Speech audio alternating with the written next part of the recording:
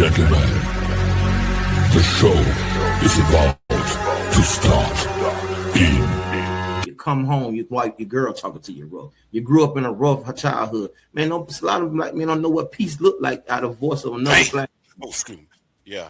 To say, just to vocally say that a lot of black men don't even know what peace look like. Bro, Nope. you know that, bro? Have fun, just whatever, you know what I'm saying? We definitely got a few specific questions. Yeah, I'm very much single. One of my clients gave me an envelope around the holidays that had $5,100 bills in it and bought this van. And my clients and my followers did the rest. I didn't know how to pay bills. The only confrontation we ever had is because I didn't pay my bills. You're like, bro, I done put you in this place. I mean, it's funny, but it's real. You know what I'm saying? Yeah, you're right. I didn't know about paying bills, Bean. Act on stage. Just get on stage. Shakespeare, off Broadway, off Broadway, off Broadway. He says, get on stage. And I tell any actor, get on stage. What hurt you, it don't hurt me. Like gave that to me early. I'm 33430 and used to live in dirty. I learned a long time ago. People like to put people together, but God, He puts purposes together. That's why sometimes.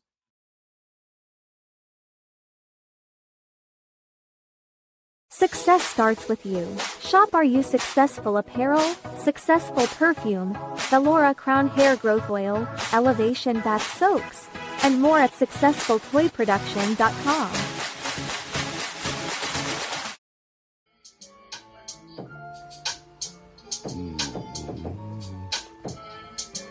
Like gave it to me early. What hurt you, it don't hurt me. Like gave that to me early. I'm 33430 and used to live in dirty. What hurt you, it won't hurt me. You know what it is. Y'all already know what it is, man.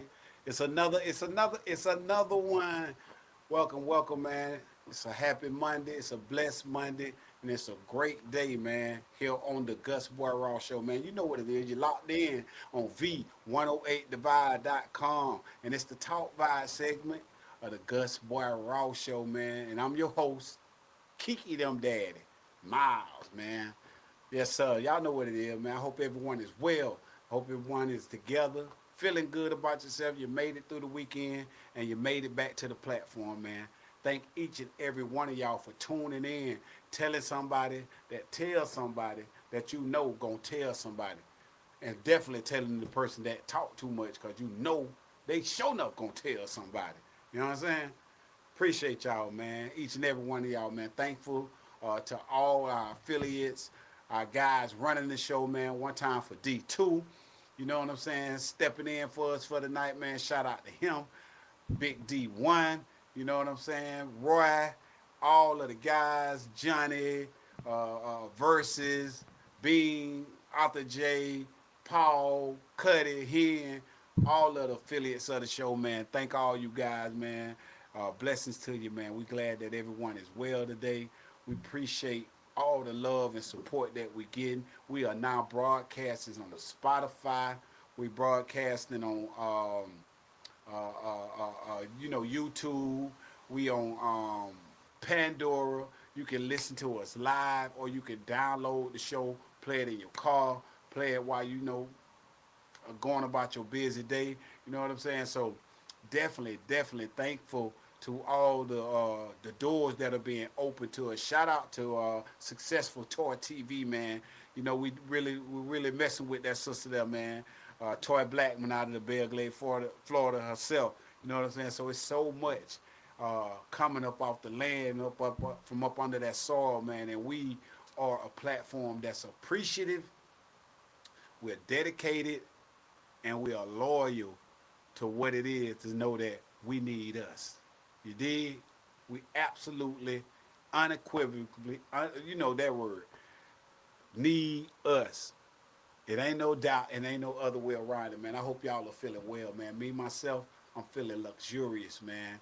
I had a chance to, there's this platform called Gig Salad, right?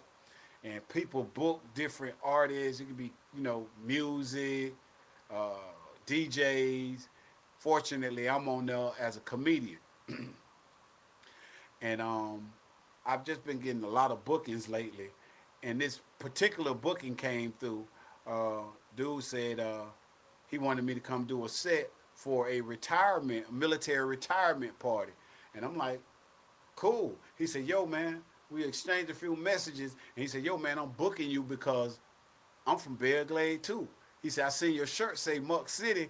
And I'm like, whoa. Ah. Reverse, I'm like, hold on, bro, you from Bear Glade? Like, yeah, man, I'm from, you know what I'm saying? And you can't see these folks. So, you just reading the messages. So I'm like, whoa, okay.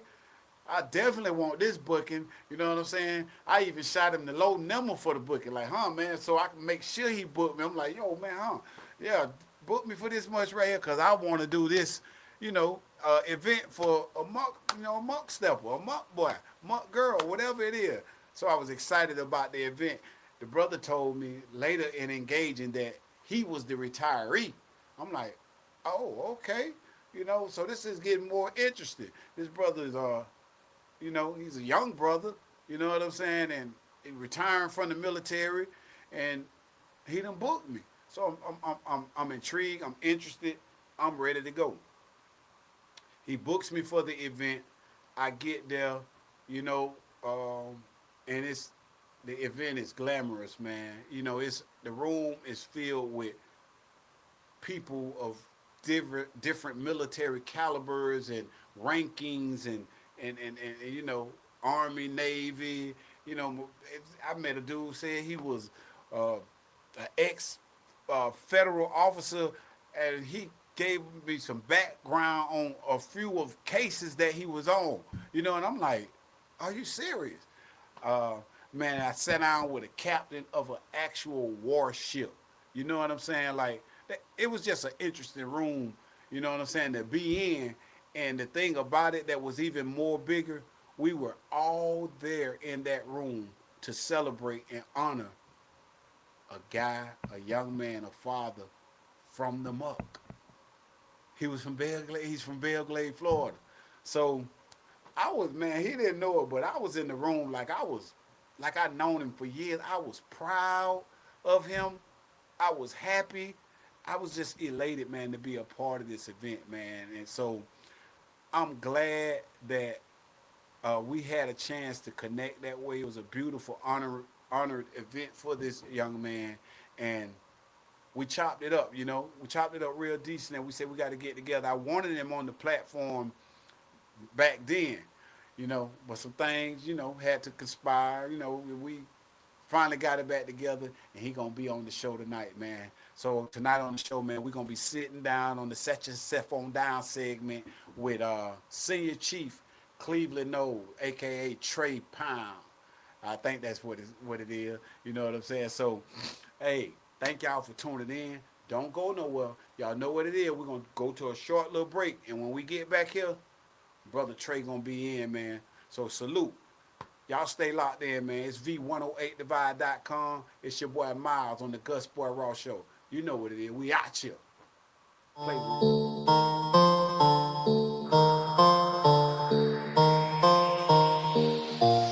Pick it up, pick it up, pick it up. You see the drippy, I'm fitted up. Hop in my car and I get it up. Secure the bag, yeah, I get the bus. Pick it up, pick it up, pick it up. You see the drippy, I'm fitted up. Hop in my car and I get it up. Secure the bag, yeah, I get the bus. Pick it up, pick it up, pick it up.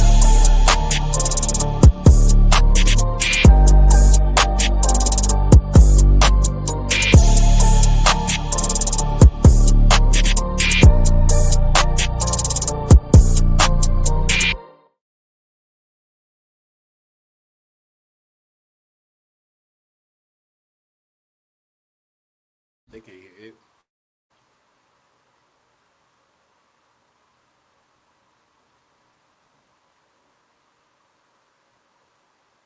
I get it. So what you do? Sleep at the shop. Oh, Booger No Lad, what they used to call me. And they got right here, brother. And they right, man, my love me like that, man. Ernestine just wasn't no love ever like that right there, man. And my father's shadow is where I live. But where I'm from, alright, you know what it is. Get dirty. This man right here took me in and just loved on me. Cuz Jerry taught me things that no man taught me. Jamie was a fresh friend. A real one. And I'm still dirty with it, man. Fat man, I miss you, man. Always ready to go for it. It's just the dirty life. We ain't scared. Won't even see it. Trailer park dog. Old Town. Uncle Kent jumping out. Gator tail hunting. That's us, man. Muck bowl. Football is life. This is my brother, man. And my get that soon, bro. My daughter was conceived in this building downstairs right there. Gray House store. Y'all remember how them folks think about us. Gave it to me early. Hey man, through all this and all of it, get an understanding. Don't just keep living and you don't get it. Cause if you don't get it, it's gonna get you. Dirty. Say la. To my kids, my future grandkids, my nieces and nephews, you might wonder, how did I get here? I do too. I ask myself that question every day. Well, it started in 2002 when I walked into a recruiting office. I ain't gonna lie, I ain't know nothing about nothing when it came to the Navy. I walked in and I said, sign me up for whatever they're doing. It's funny, but it's true.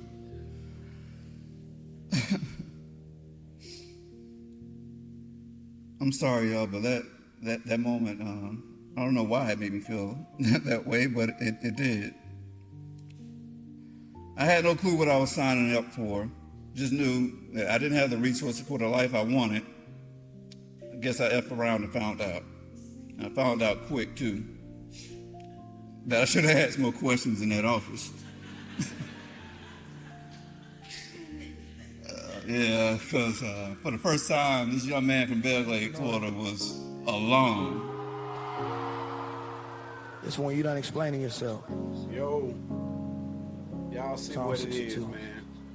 Yeah. Hey. My soul on the fire resting, God. So y'all put y'all hands together, man. Welcome to the show, man. Senior Chief Cleveland Knowles.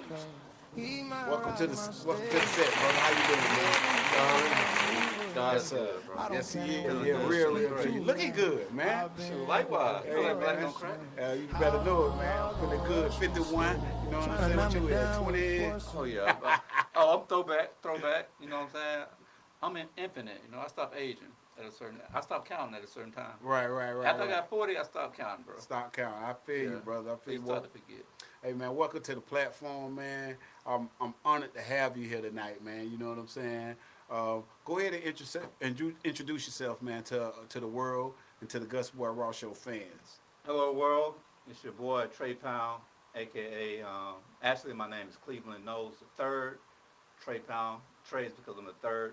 And I'm from Belle Glade, Florida, senior chief in the Coast Guard. 24 years, man, now I'm free.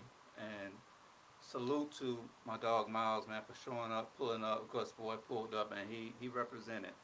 And I didn't know what I was getting either, but God is good, man. Yeah. Everything panned out. Everything panned out gloriously well, man. That was a beautiful event. You know, I've never been to anything military, not even in high school. I didn't go to the what it was in high school. I ain't even went to none of that stuff in high school. Well, I forget what it's called. The little military thing you can be in. Oh, JROTC. Yeah, JR. I ain't even go to none of the events, and I had females that was in it. You know what I'm saying? So I was a little intimidated by the military. Yeah, me too. Like I said, that's part of my story. I knew nothing about the military before I joined. My dad was in the. That's why it was important for me to capture that moment, because I didn't know anything about the military. I didn't know nothing about my father's career, and then I'm in this organization out on the road on my own and just trying to figure things out. And a lot of questions I wish I knew about it prior to going in, I had with him. I think it would have kind of like guided me in the right direction. Mm-hmm. Not that everything went astray, Mm-hmm. but I didn't know what I was walking myself into.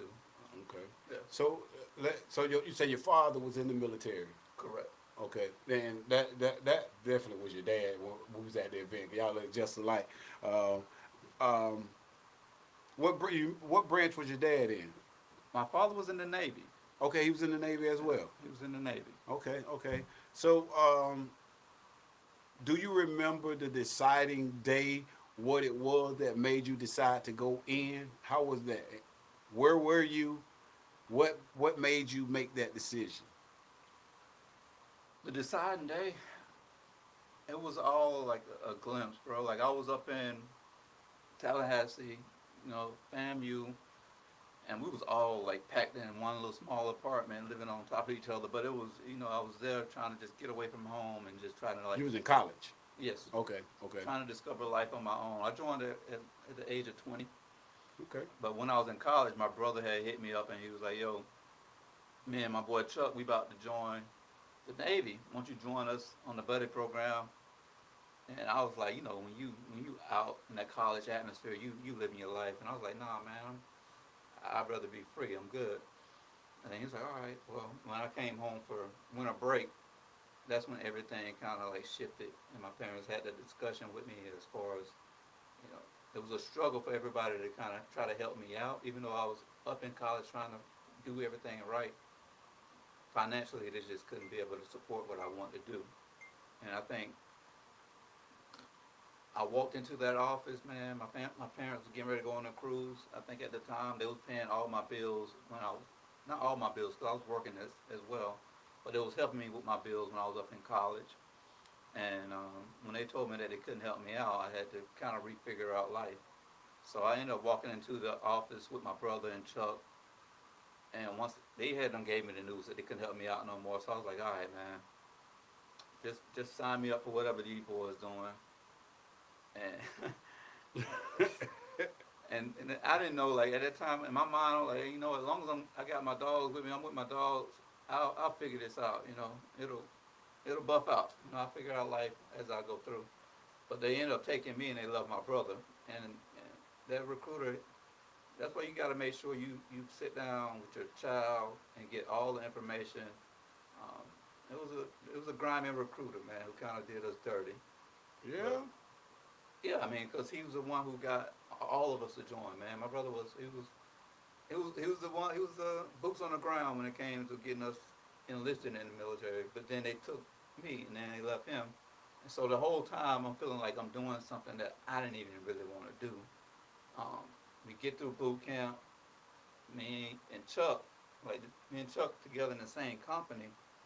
But in boot camp, after you're done with boot camp, you go to off to your schools, and then you go to your unit. So when it was time for me to go to my new unit, Chuck going to California, I'm in Virginia, bro at the crib. We still don't know what's going on with bro. So it was like, bro, like I'm here.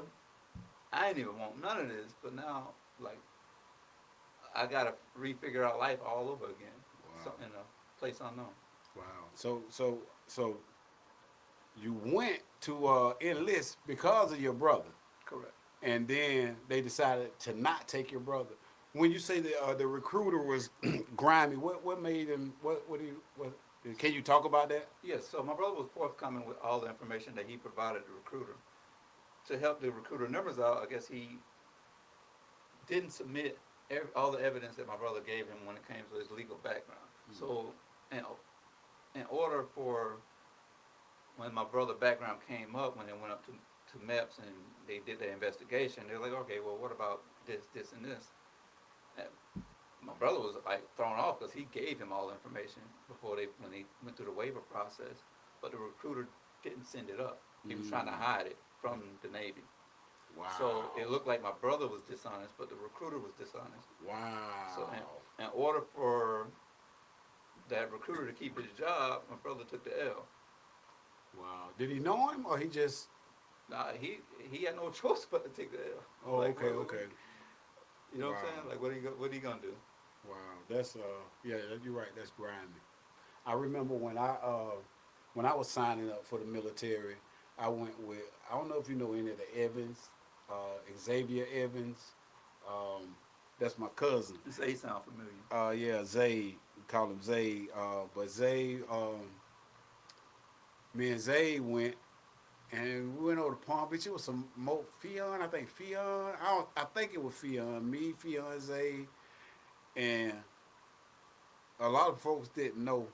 I, I left my parents, my mom and my dad, as a young kid, and I was in kind of like a foster care kind of like little situation. So coming out of that, I wasn't ready to do what anybody told me to do, and you know what I'm saying. So we got there. I remember, going in, to take the test and having to sign up. I went back and sat in the car. I was like, no, I ain't doing it. I was like, I ain't doing it. I went back and sat in the, man. Right there, I was at the office. Everybody in there doing what they need to do. Let me ask you, have you played any sports though? Not well. I played a little high school. You know what I'm saying, but not. I ain't. I was more in the arts. Okay, got you. Because I always compare. It's a similar like background. Like if you play sports and you've been coached or like any type of activity where there's a coach involved, they're gonna push you hard. Like Right. of course the military, they have their ways of doing things, but it's the same type of atmosphere. They just want to get the best out of you, to pull the best out of you, Right. and shape and mold you before they send you off. I was young then. You know what I'm saying? Yeah, Like I went hearing that then. Something that's crazy though, right? In the short time that I sat there and talked to your captain or your ex-captain, the guy, in that short while of talking to him, and he's a white gentleman, I realized, and the way you guys were bonding, had I had some of this in my life, I know I would have been all right.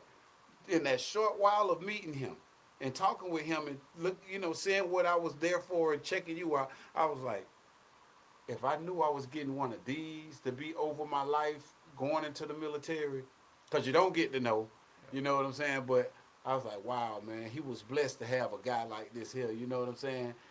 In the short time we talked, man, the dude was. Yeah, he's a rare breed, and you really, I honestly didn't know what I was walking into, because at that time I was in Alaska. Um, the unit I left prior to Alaska was in Virginia, and I went through turmoil on that boat, bro. Like, so I didn't know like what I was walking. I was always of the mindset of the cloth of, as long as I know my job, I do my job to the highest standard. I'm a man of, at first I'm a man of God and I'm a black man, but I'm not gonna like hide who I am to try to like fit into some type of mold. Like a lot of people do that. Like they're like, I don't want to say a lot of people, but people do that. Try to hide the true nature of who they are to try to fit or whatever validation they get from outside sources. And the turmoil that I was receiving from him, I didn't know like what I was gonna get. Well, from that unit in Virginia, like I was like, all right, let me just beat them, cooking, beat them, whatever we gotta do. I was competitive. Like I'm a competitive spirit. So I know like, all right, you may have all the educational background in the world, but you're not gonna beat me when it comes to taking these tests or when it comes to whatever physical activity or whatever culinary. Like I'm gonna make sure that I prepare myself and be ready for it. But it was bad, poor leadership at that unit. And so I just made sure I tested out of it. That's why I was saying the guy who before him was telling me, all right, if you go somewhere, I think he was trying to, my original guy who liked that captain was my first chief. And he was the one who put me on to like the black culture in the Coast Guard, the history, black history in the Coast Guard.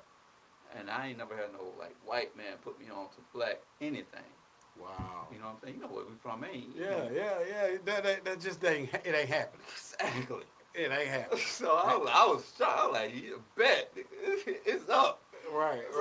They vibing with, because coming from the Navy going to the Coast Guard is two totally different lifestyles, bro. Navy is way more diverse. You're going to see people from all types of, all walks of life.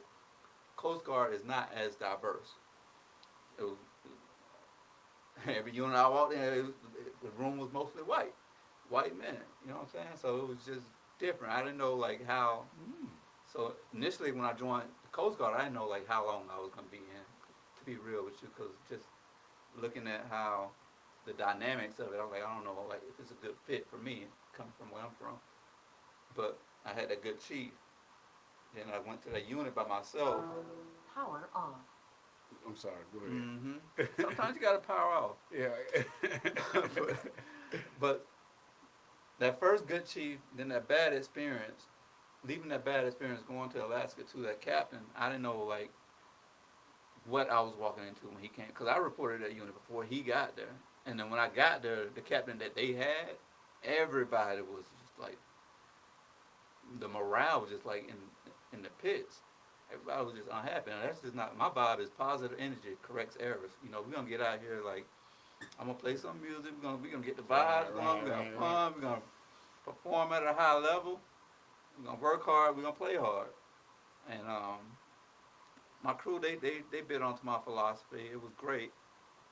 But once my new captain came in, that's when kind of like the energy shifted in the unit, and he just have a way of calming you down, you know, and let you know that hey, look, the world, everything's okay, you know, like as long as you do your job, I got your back. I like it. He was from Florida too, right? He from the crib. He from the crib. He from the crib. What's his name? Juicy. I call him Luscious, but his name is Jim Jarnack. Jarnack. Yeah, He's from Miami. From the hood though. He from like. You can tell. I mean, man, if y'all had to meet this guy was, he was like so in touch with the culture. You know what I'm saying? But in a white man's body. You know what I'm saying? But then he was a captain. You know, and I enjoyed the time talking to him, man. So shout out to you, Mr. Harnick, right? Jarnick. Sorry about that. that name, I couldn't get it that night. You know what I'm saying? I was trying to get it right. I was gonna say it when I was on stage, but I couldn't get it. I was like, what did he say? I couldn't remember that man's name from nothing in the room, but I got it now, man. So shout out to Cap, man. We was gonna get Cap on the show, but you know we went another route, man. But we'll get back with you, Cap, man. So wow. So you left the Navy. Correct. Went to the Coast. How long were you in the Navy? So I was in the Navy 5 years. 5 years.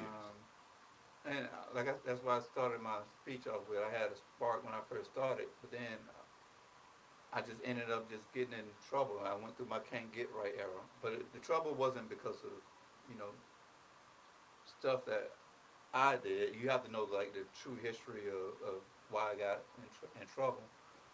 But once I got in that first trouble, it's just like I realized like, all right, one little thing I can do in this organization will destroy my whole life. Like they was about to destroy my whole life over some. He was coming back from, we was at war, bombing another country, coming back, and bombing. We was about to. When you're coming back from overseas, the rule is you have to get rid of everything that you purchase overseas. So you got to destroy it.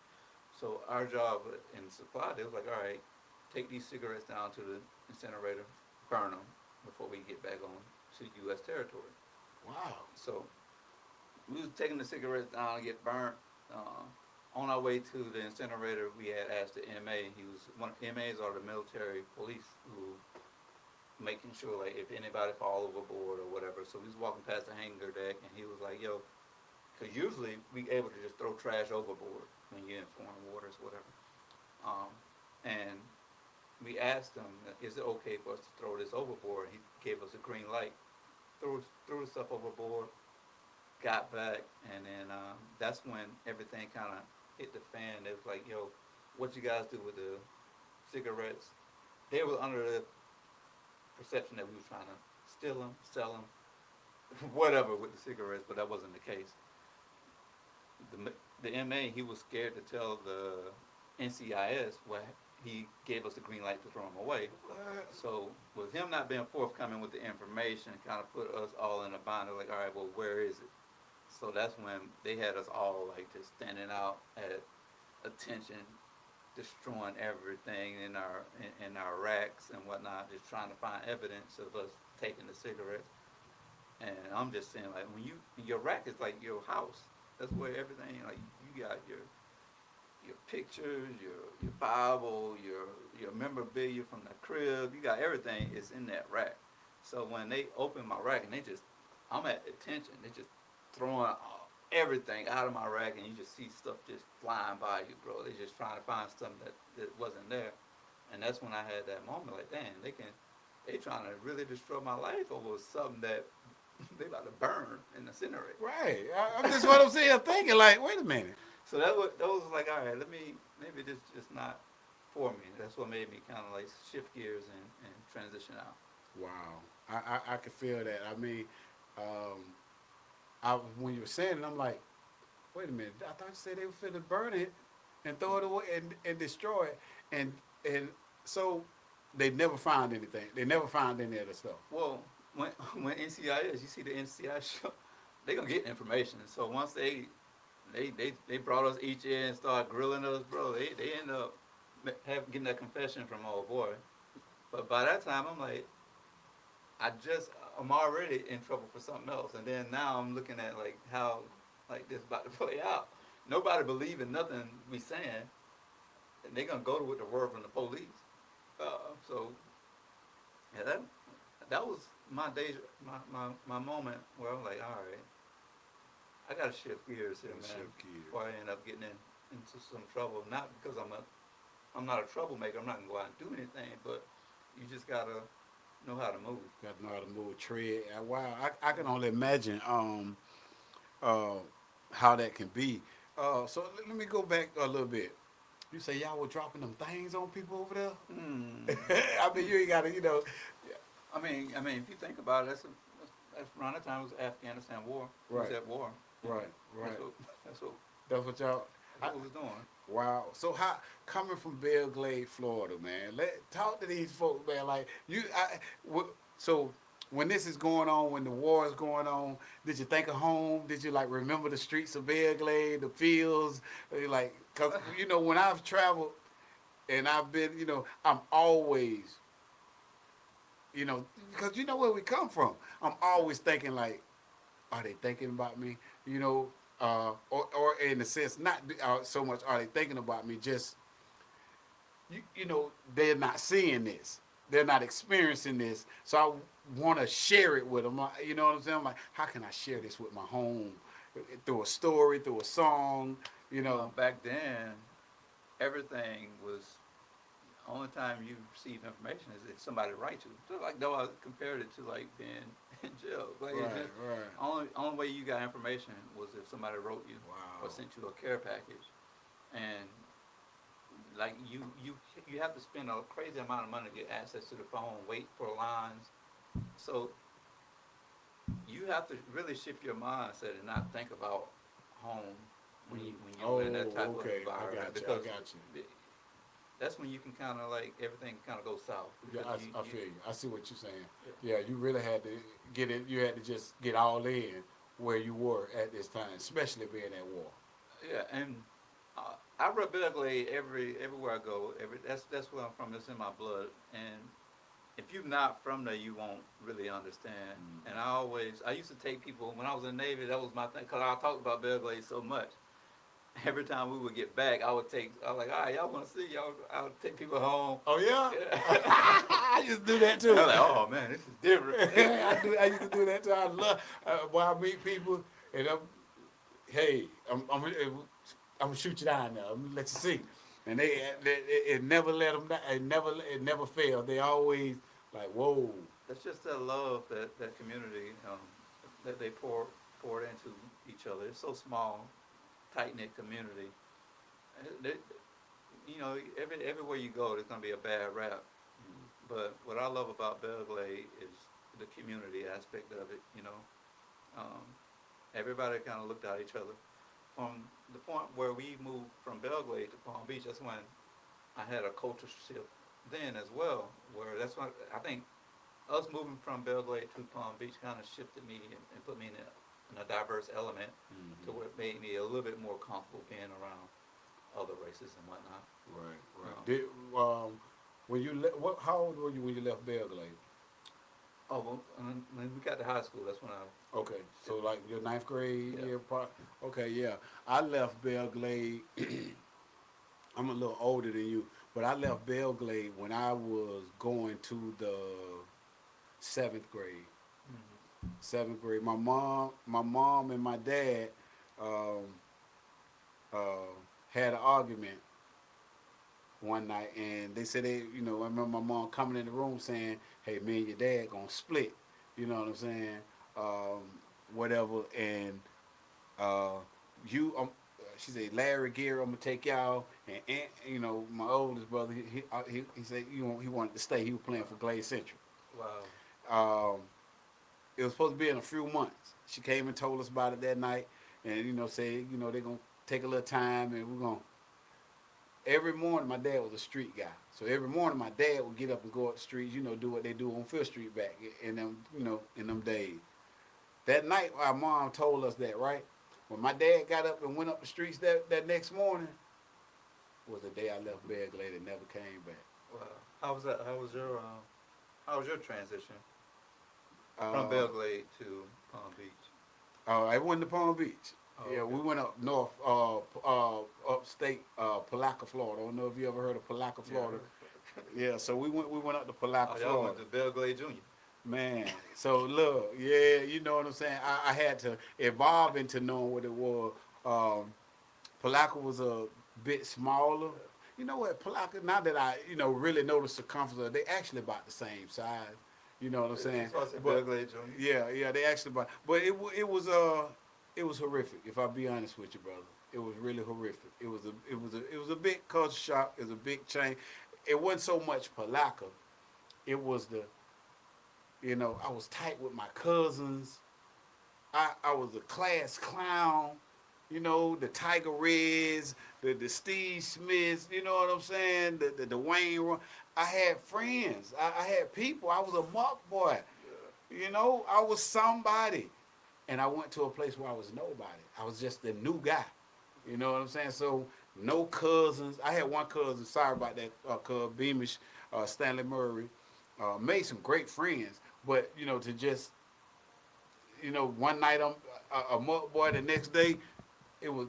You still, you still. Yeah. But I get it. I had the same, similar experience where like once we moved there because like in Belgrade like we our community was just lit, man. Where we had sleep, everybody Right. stayed the night. Right. And my grandma, we all lived with my grandma at the time, and it was just like I had my cousins, had friends that were always we was in sports, football, baseball, Right. and like you, in sports we was killing it, bro. Like we was really like dumb guys. And then we moved to Palm Beach. The culture shock of it was like, all right, you walking into. That's when we had to go to Wellington High School. So you go to Wellington High School, Pretty parking good. lot looking like a Lloyd Banks, like Beamer Benz and Bentley. Everybody pulling up in like some big boy cars. And see my parents, struggling, bro. Like we wearing school clothes from from last year. You know what I'm saying? Like it was the economics of everything wasn't like in our favor, So we was sharing clothes. It was just a rough transition for the family because the bills and everything was stacking up from the family and whatnot. So it was just like all hands on deck with each other, and that's when we really got introduced to church and family bonding. Our whole dynamic, our family structure kind of changed once we moved from Belgrade to Palm Beach.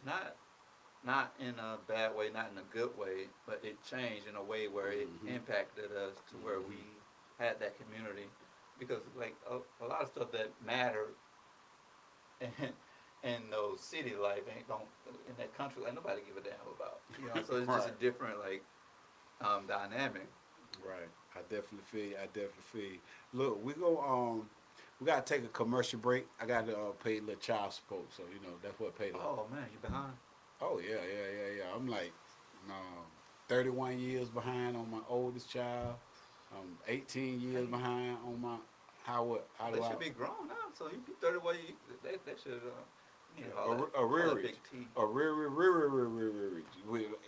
A few E's and R's on. All right, go ahead and pay them bills, man. Yeah, man. We're gonna take a little break. We'll be right back, man. Y'all don't go nowhere. You're locked in on V108divide.com, man.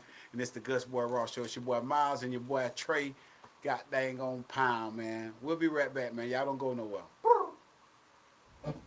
This song is inspired by me, myself, by all the times that I let myself down, that I failed me, that I gave up on me, that I didn't believe, and all the times I just didn't know or even understand. Which makes me give y'all the song raw, real, from the creations. If I could, then I would. Since I can't, then I ain't. Nickel, dime, a quarter. I'm Sunshine City, Florida. And don't ask me for nothing if I can't ask for nothing. Get out and get you something, cause I ain't giving you nothing. If I could, then I would. Since I can't, then I ain't. Nickel, dime, a quarter. I'm Sunshine City, Florida. Don't ask me for nothing if I can't ask for nothing. Get out and get you something, cause I ain't getting. Hey, that just was a little snippet, rough draft out the lab of what we got to come. April the 6th, we launched the GusBoiRaw Show back with my boy Dwayne Rump. Y'all tune in and catch me down in Mulberry April 4th with my boy Case Money and your boy Scott Silk. Justice for Cyrus. Yeah. He picked up the water, put the water back down. Walked out the door, never stole a thing in town. But somebody saw danger where danger wasn't found. And now another mother's crying while the world looks around. How many names we gotta learn? How many candles gotta burn? How many children gotta fall before justice hears the call? Justice for Cyrus. Justice for the child running from the fear and the anger, running wild. Justice for Cyrus. Let the whole world know a life ain't worthless because of where you come from. Justice for Cyrus. Say his name tonight, cause every child deserves to make it home alive. Trayvon carried Skittles, walking through the rain. Latasha held her money, still she took the blame. Different years, different streets, but the question stayed the same. How many broken families must carry all this pain? We ain't asking for revenge, we ain't asking for a fight. We're asking why a child can lose his life, and somehow that feels right. Tell me, would the story be the same? Would the verdict be the same if a white face wore his name? Justice for Cyrus. Justice for them all, the known and unknown children whose pictures line the wall. Justice for Cyrus. Until the day we see every child protected by the promise of being free.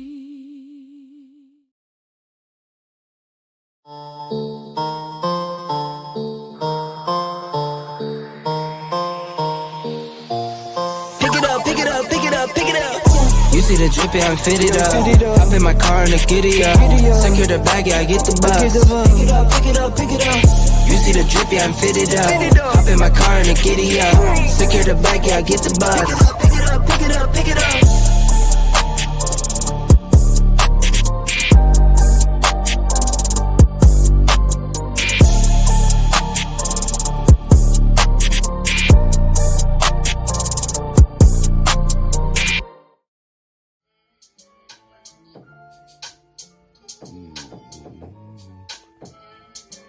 Like gave it to me early. So we back. Yeah, we back. Hey, man, look.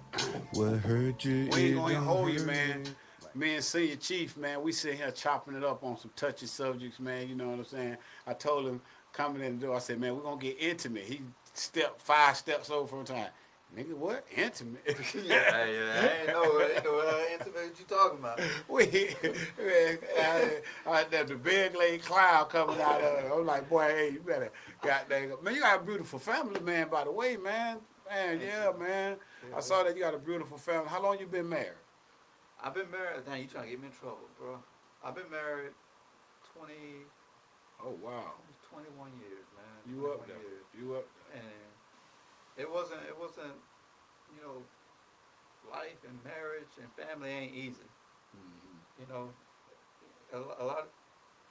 I'm blessed and glad that they pulled up for me the way they did because I didn't know. A lot of my family first time they never came to any of my stuff like that. My parents, the first time I seen my parents at one of my events was when I made Chief.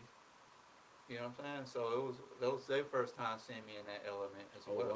Wow. It wasn't, you know what I'm saying? It's not like, that's why I say I felt alone because I'm going through this thing, this whole situation, and I'm by myself trying to figure out, you know, this organization, this new territory, this new state, because you got to pack up and leave every so many years, and you're dealing with all these different battles at work, and then you don't have no family structure at home. It can kind of mess with your mental. Listen, man, I hear you, man. It does me like that even still now. You know what I'm saying? Thankfully, educating, grooming, and God, getting in that zone with myself helps to alleviate some of that dark space that it would normally take me to. I'm the best top pillars right there, bro. Yeah. You can lean in. That's what I always tell people when dealing with words of wisdom is what we call it. Everything starts with leading yourself. Before you can lead anything in life, you gotta fix you first. Right. You know. Right. Once you lead self, then you can focus on leading others, leading performance and change, and whatever mission statements that you want to build for your organization. But first, you gotta figure out who you are, what you stand on as a man, and you know what you want to be, what your vision is for yourself. Absolutely. To thine own self be true. To thy own self be true, man. I'm stuck on that, man. I'm really stuck on that. Yeah. So I see your dad was there. You know, it was a real touching moment for me at your event, right? So, you know, I told you about how my background, the mom, dad separated or whatever else, and seeing you at that event, and you got real, you know. That's why I'm wearing these glasses now. Cause it depends on what you ask me. We might go down a whole. I be crying all over again. I can't get this crying ass nigga off the show. I be crying again. Hey, bro, listen, man. I'm with you, man. I tell you, man. Listen, when you begin to break down on stage, right? And I wasn't sure. I was like, yo, he finna let go. You were talking, and I said, yo, he finna do it. Bro, Gee, when I tell you, like, initially, I didn't even want to do a ceremony, bro. Initially, I was just like, you know what? I'm just gonna disappear. And I don't know, like, how many people in the veteran community that you are around. Usually that's when I had my first culture shock, bro. Was when my first transition. That taught me a lot about people in relationship, and once you out of sight, out of mind. Once you're gone, everything keep moving, bro. Life keep moving. Nobody ain't checking up on you like that. You know what I'm saying? I got you. Hey, we got one of our affiliates, man, that popped up on the show, Who man. we rocking? That's Versus. He's also a veteran, man, of the armed forces. Hey, Versus, what's going on, man? Welcome to the show, man. How you doing, brother? Hey, bro, what's going on? You see it? Yeah. Hey, listen, Chief, man, I want to say congratulations. Thank you for your service. And from the clip I saw, what you did the Navy and the Coast Guard? Yes, sir. Hey, salute, man. Salute. Most cats don't even make it through one. You know what I mean? But listen, I got a similar story. I heard you earlier. I went in the buddy club too, right? And we go to the MEP station for the night before, and then they swear you in and they ship you off. So me and my partner went to the MEP station that night. Man, this joker done got his little girlfriend. They took off that night. I'm getting up the next morning like, yo, where my dog at? Gotta go, swearing, and I'm out. I don't see him till like 4.5 years later. I'm like, damn, dog. I mean, what do we?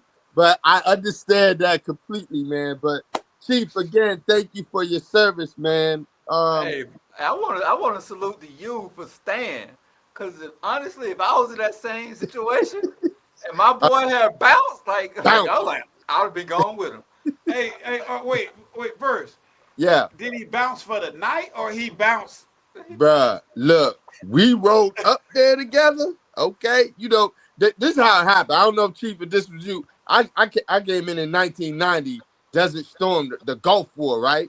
So they picked us up in the little government vehicle, the little gray Impala. They picked us up, drove us to Albany, because I'm from New York, so the MEP station was in the capital, and boom, put us in the room, da-da-da-da. All right, tomorrow morning, 0600, we gonna do this, you gonna get breakfast, you gonna get sweared in, da-da-da, and you gone. Yeah. We get up there last night, we like, no, this is the last night. We go, tip it up, whatever. This joker done had his chick come up the order. It's about an hour and a half away. She done scooped him up. I ain't seen him since. I mean, I've seen him, but that was the last I saw him of that night. She talked him out of it. Probably. And I hope at least they got married or something, bro. Like, yeah, actually, I think they did. Oh, him and Amy, they're still together. They on my little IG page and stuff. But that's my man. I'm just glad he's good. But I understand that MEP station, and one went this way. Hey, Versus. Yes. Tell us, man. Tell the platform what army were you? What branch? I was in the Army. I was stationed in Fort Leonard Wood, Missouri. And the crazy thing is when I got there to do basic, that was the first time they let females at that duty station to go through co-ed basic. So like our barracks was all male, the next barracks over was all female. It was the first time they was doing that.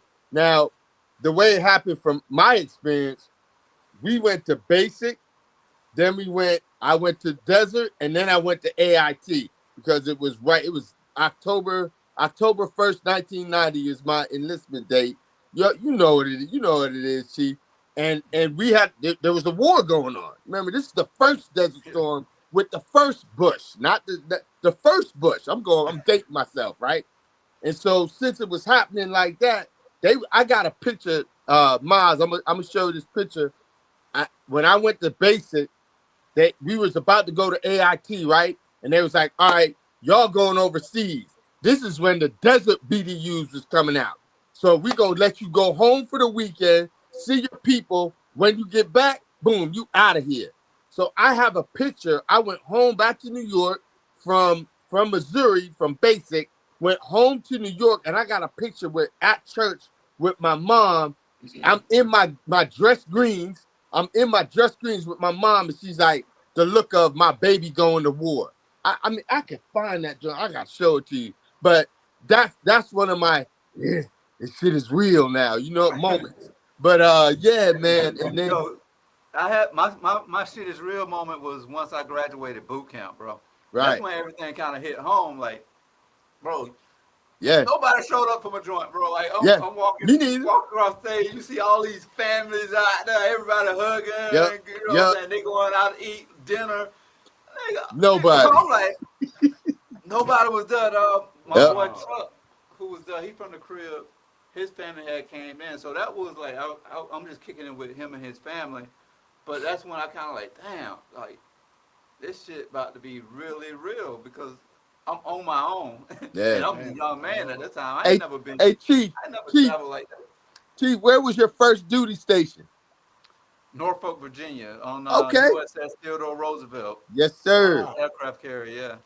I went to school at Hampton University, so I know about Norfolk.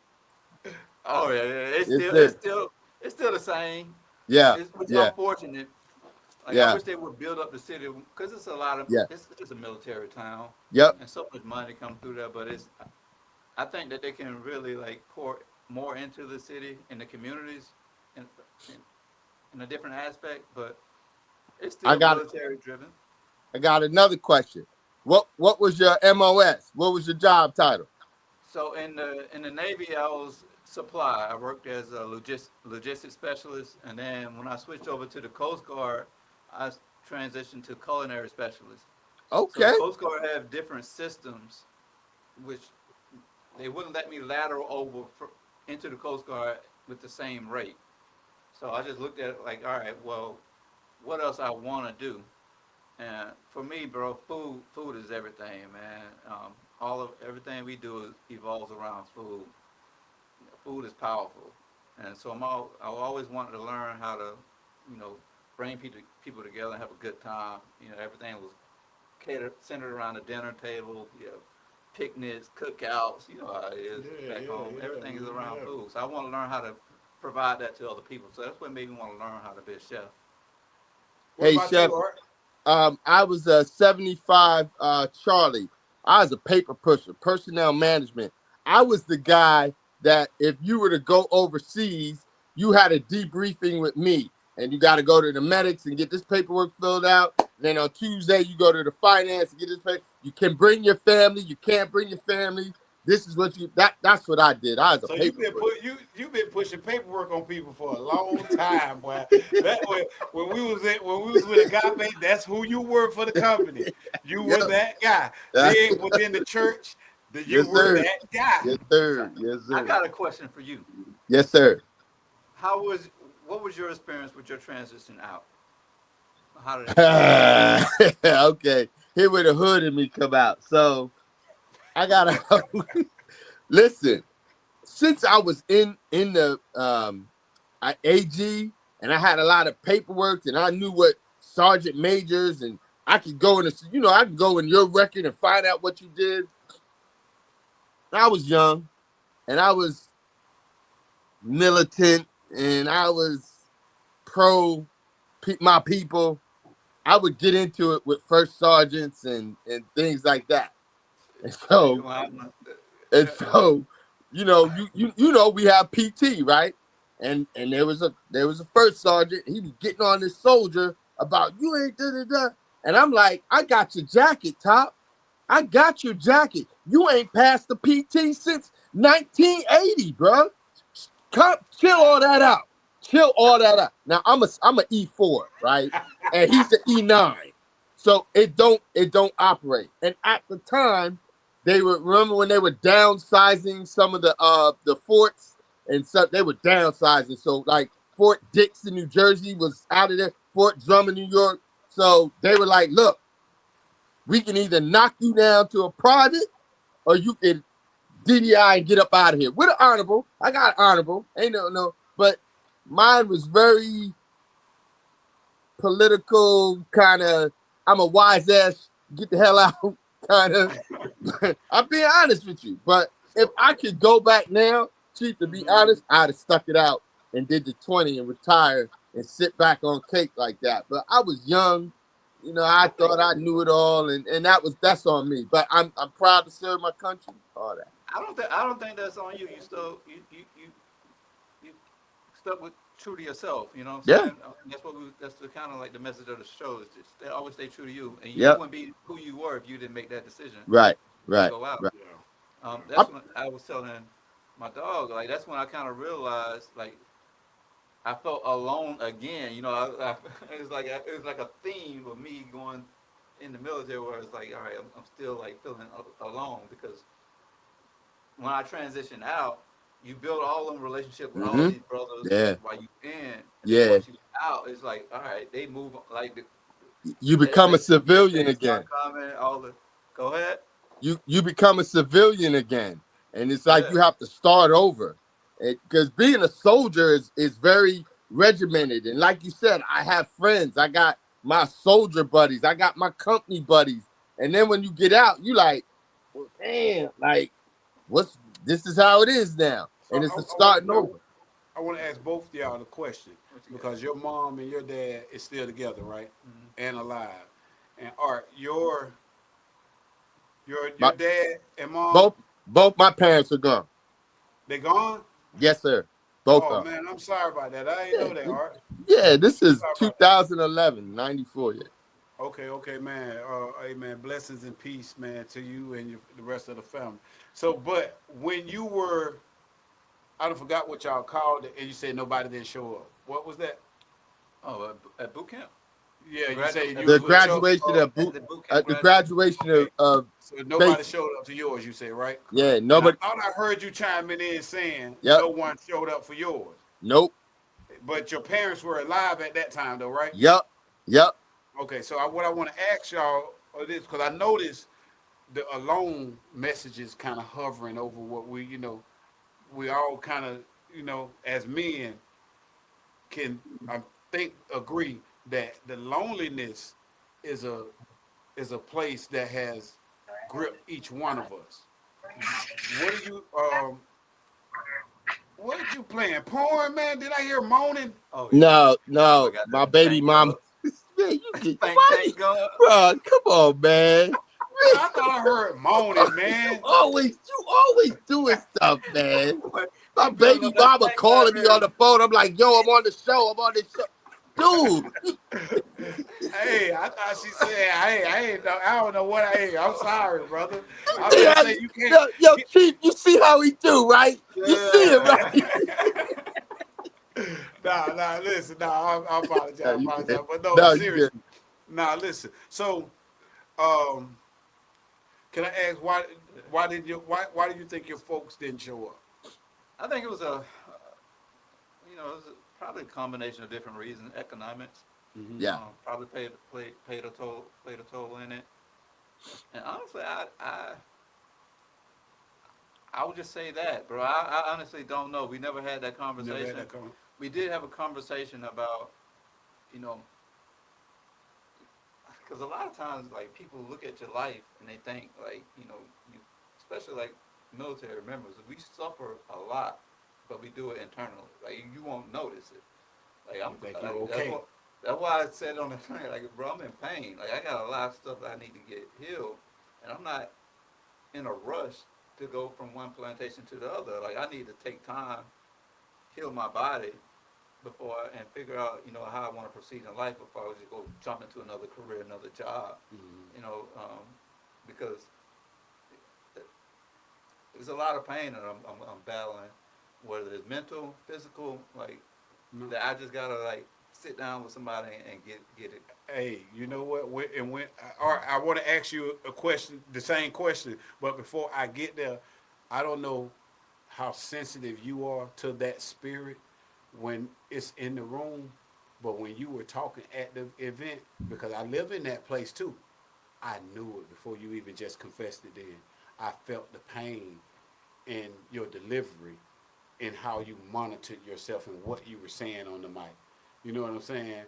I felt the pain. I was like, he really guided himself to not say What he certain really wanted things. to say. Like right, I could really feel that he was really, and it came out as much as it can for him in tears. But I knew I said that brother got the pain. The pain that I know, I said he got the pain. So let me go to Art right quick before we go into Art. What do you think was the reasoning for you having to go through that event I, alone? I I think it was partly. I remember when I was on bivouac. That's like right before you get out of basic training. They take you out in the woods. You go in the woods for 5 days, whatever. I know my father was retiring at that time, but I really just think I was in Missouri. They were in New York. It was economics. It was travel. It was the time frame. I don't think it was anything personal or nothing like that. I never took it like that. When I got married, when I was in the service, my dad did come when I had my son, came to see my son and stuff. So it was never like an issue like that. It was just, I think, timing and distance I think that's all it was. Yeah, I think you did it right. You But can't like at that moment you can't take it personal because like when I tell my story, like if you think about like from a parental aspect, I don't know what's going on with my brother back home. Like that whole time I'm going through boot camp, every time the door would open, like we was like waiting on him like to show up. Like, all right, I'm gonna get a letter in the mail and let me know like, all right, maybe brother in the next company behind us, or maybe in the next two company. So I think it was economics that kind of played a toll in it, and then also them trying to like how that's gonna like navigate those emotions and feelings when you're dealing with a son at home who experiencing his trauma from not being able to go, and then you got a son that's what I'm saying. It's just I think it's just a hard. I think yeah, so. Let me share this with y'all. The predicament, the situation that I ended up being in with buys them, like you didn't know it go way as far back as it did, right? hmm I chose it. You know what I'm saying? I seen them taking care of other young men, and I wanted to be it. I wanted to be a part. So I asked, can I go, to this situation, right? Even though I asked and I wanted to be in the situation, I can, and I don't know if you guys can familiarize with this. Even though I asked and I was in that situation and I knew there was, circumstances and situations with my parents or whatever, I still every night there was a little boy in me that wanted my parents. Mm. You know what I'm saying? I So think that's what I'm asking you. I deal with that now. Like a part of me deal with that now. I feel that's why alone. Like, I feel like um, even though from now, and I think that's why I included in my story. Like I'm not the same person that I was that you guys sent off to boot camp. I'm a Yeah, I totally remember. different Yeah, right. person. Like I done seen some things. I done been through some things, and I was alone in a lot of instances Right. dealing with that as a young man, and it's tough, Right. and that's why I wanted to make sure like if I said to myself if I'm gonna do this, I'm gonna make sure I capture the moment and I'll be able to pass something down to where my kids can see or my grandkids, my nieces, nephews, whoever in the future when they see this they'll have an understanding of me because if you look at what's going on right now, like people history and like people are remaking history, like your story won't be your story if somebody else tell it. You know what I'm saying? So I want to just tell my own story. I absolutely understand. All right, what about you? Did even though you got understanding, you don't think it was personal, right? And you pointed that out. But was there still because we all as young men and at the age, we need our you need the people. parental Right, guidance. It's right. absolutely vital. So I'm not trying to get you to No, cast the blame, but was there a no, no. reserve? Do you remember the boy in you, no matter what was going on, saying, "I don't care what's going Right. on, I need you here," or "I wish you would Okay. have been here." So I'm gonna say two things. First, toward the inner child. Everybody got issues, and we always have to reflect to that inner child of us, that little Artie, that little L that is hurt because the big L cannot deal, or the big Art cannot deal with whatever situation, whatever's going on, and we forget about that little child. That's why I have a cousin who has PTSD because he can't deal with all of that stuff he saw, kicking down doors, going in holes, shooting. But that's a real thing with that inner child that needs comforting, that needs healing. Okay, that part. Now, as far as my parents, I can get I this I know for sure. There was never a personal thing. I remember in boot camp and in AIT, I would call my mother every Sunday night. Sunday night after child, they would give us time to go to the phone booth. The phone booth. That's how old it was. The phone booth. And I would call my mother every Sunday after child just to be like, "Hey, mom, I'm okay. I love you. How's everything? How's Miranda?" Boom. And that was it. And that was my connection to the back home. Because when you talk about being lonely, bro, when you out there, like you in a, and where I was at basic training, we was in the middle of the cornfield, Midwest USA. Ain't no brothers out there, bro, and it's fields. So when Chief talk about, I gravitate to these guys that are with me, those became my homeboys. Those became my dudes. So when I get out the Army, I'm like, I gotta start that all over again. Does that make sense? Did I hit the question? No, So I you was perfect. No, I'm gonna cut you off. Go ahead, finish. no, I I'm think good. I I'm think good. Go ahead. I kind of messed up.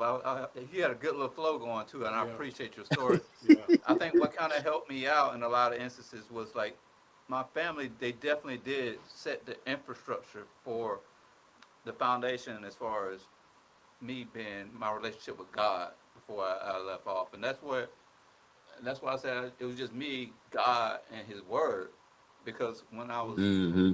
like, and it was just like those scriptures and everything, like when nobody else was there, like the the scriptures from what my grandma taught me when she sat me on the porch. And the time when she was doing it, we didn't know, like my grandma, she couldn't read at the time, or she couldn't even see sometimes at the time. But she had us read like the 23rd Psalm every morning to her, and like my parents would have us read different scriptures and stuff out of the Bible. So it was just like those scriptures is kind of what kind of like programmed my mind and Kept you. kind of get me through. A lot of people get programmed from other sources as far as like, which that's another story. That's another story for another time that we can talk about. But I'm glad that they did set the foundation for me spiritually. With kind of like, I wish my relationship with my mom and would be a little bit better, because I think we had a stronger relationship prior to me joining. And You know, I was pointing out something, and I'm gonna get back to it. You just reminded me. I started it, but I veered away from it. But right quick, I want to introduce D Brock to the platform. That's our chief engineer, producer, and choreographer. Y'all welcome D Brock to the show. D, what's going on, brother? you said choreography? He danced? I choreograph our show. D Brock, what up, brother? We can't hear you. We can't hear you. You always having a problem being heard.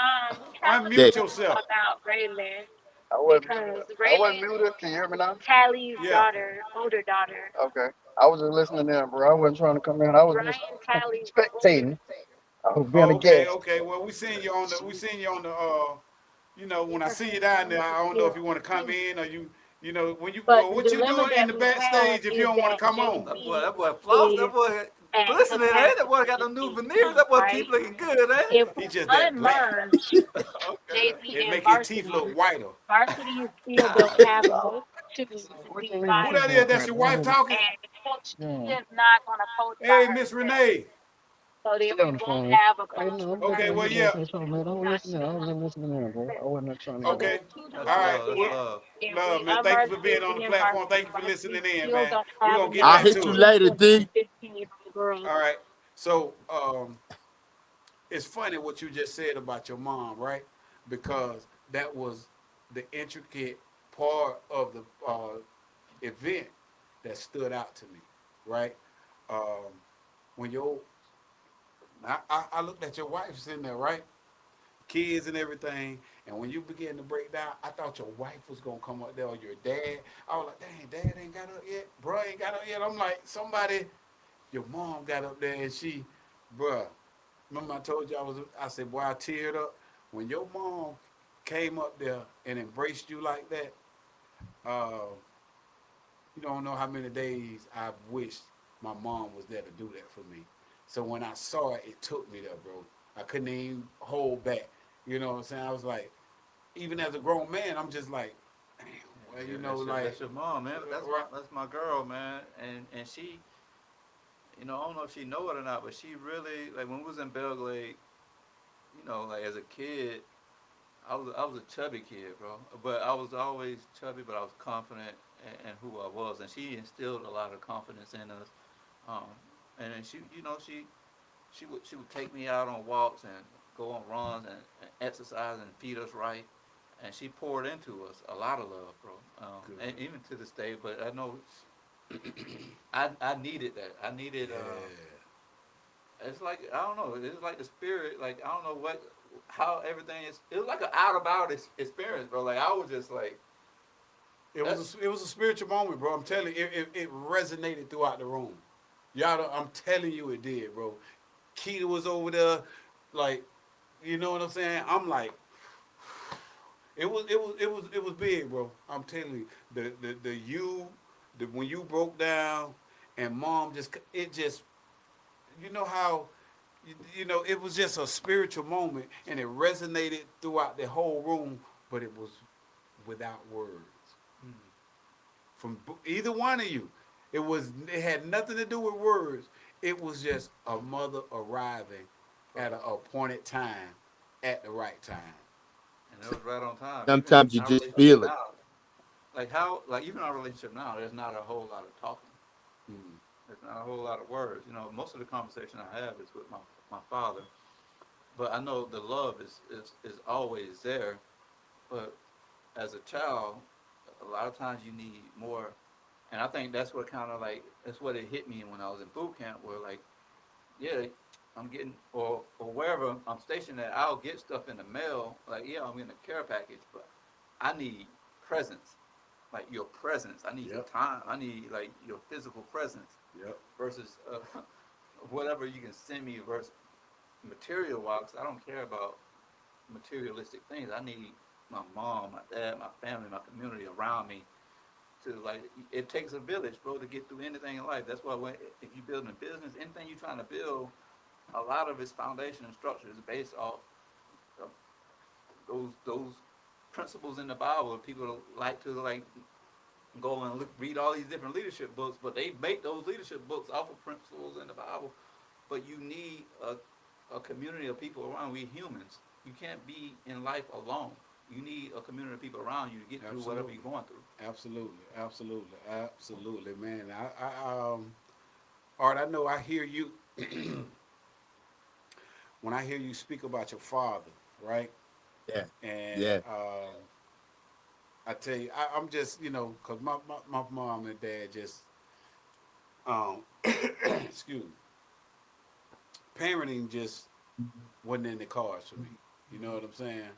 They were mom and dad, but parenting, relationship, that just wasn't in the cards. So I got a question for you.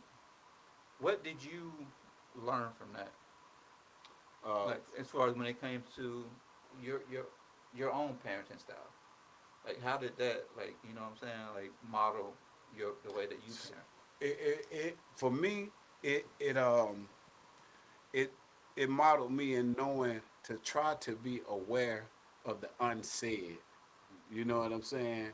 Or filling in the gaps where you think that your presence or the things you may not know of, but just color it up, fill it in the gap. So for me, I just always tried to make myself available, and wherever I knew I was hurting at, I tried to comfort my kids even more in that area, reassuring them that I want to be a part. You know what I'm saying?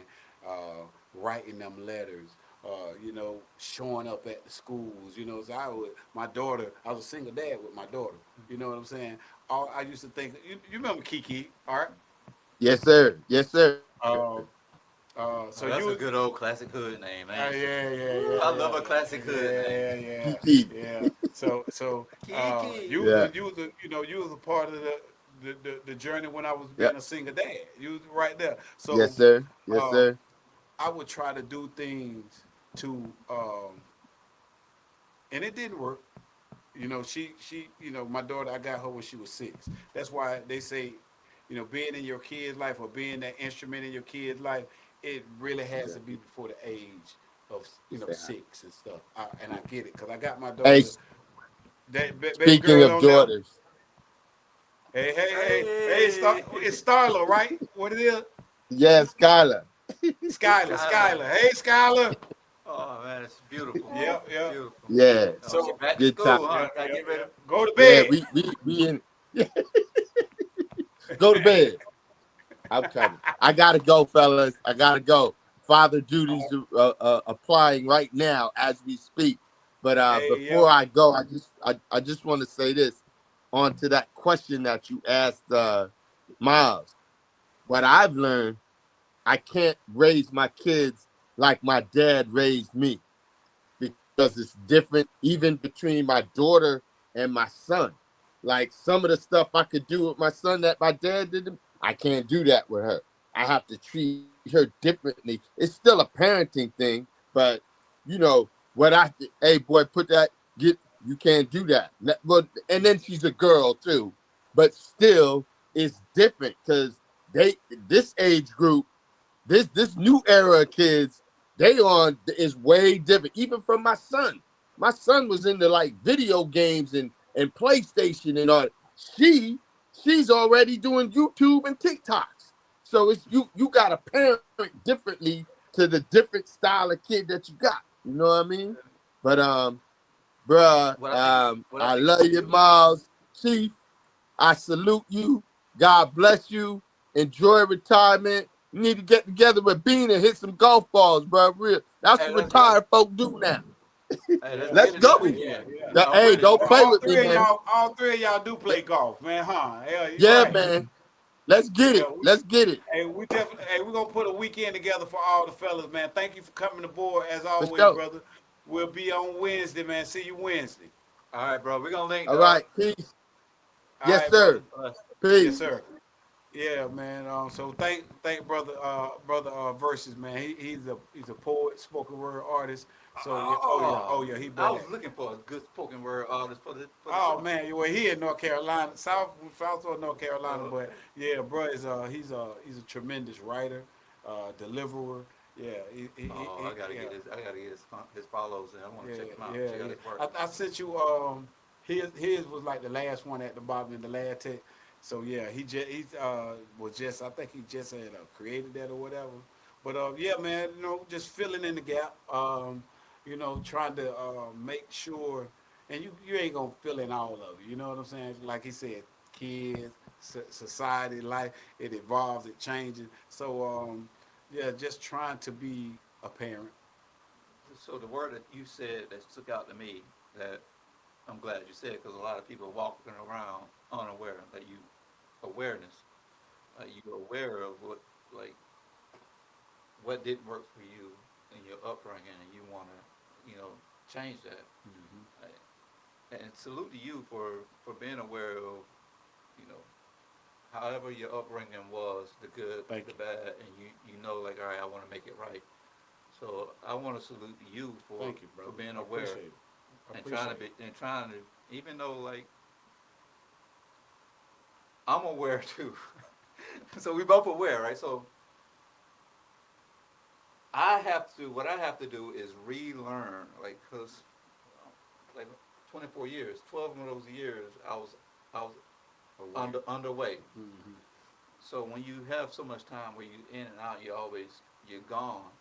I have to relearn um, my like now I'm home. I'm around all the time.